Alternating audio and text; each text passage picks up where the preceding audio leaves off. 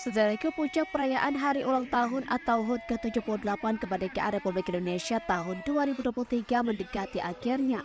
Sebagai lambang kemeriahan perayaan ini, tradisi lomba-lomba dalam skala desa, kecamatan hingga kabupaten kota biasanya diadakan oleh masyarakat. Di Desa Ratawali, Kecamatan Ketepanang, Aceh Tengah pada Selasa 15 Agustus 2023, warga dengan penuh semangat menyambut Hari Kemerdekaan Republik Indonesia dengan menggelar beragam lomba Agustusan yang seru. Perlombaan tersebut melibatkan berbagai tingkatan sekolah mulai dari SD, SMP hingga SMA yang berada di Desa Ratawali, Kecamatan Ketepanang. Beragam jenis perlombaan juga diselenggarakan seperti lomba pancing botol, makan kerupuk, dan balap kelereng.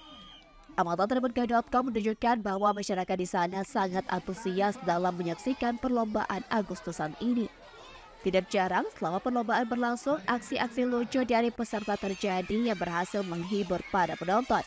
Camat Ketepanang Alwin Sahri Elsme mengungkapkan kegembiraannya atas penyelenggaraan perlombaan ini. Ia melihat perlombaan tersebut sebagai ajang yang mampu mempererat rasa persaudaraan dan tali silaturahmi antar warga.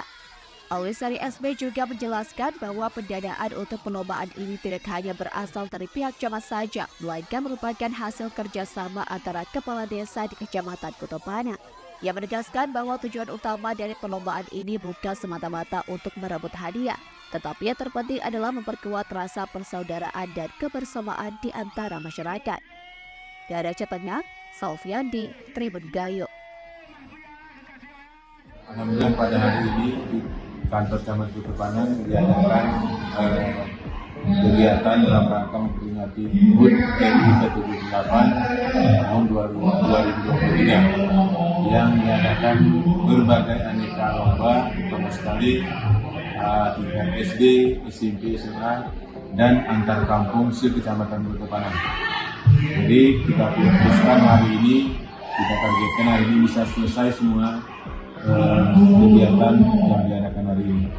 Ini adalah salah satu upaya kami, para guru dan para kepala sekolah untuk membangkitkan generasi muda dalam rangka memperingati HUT RI ke-78.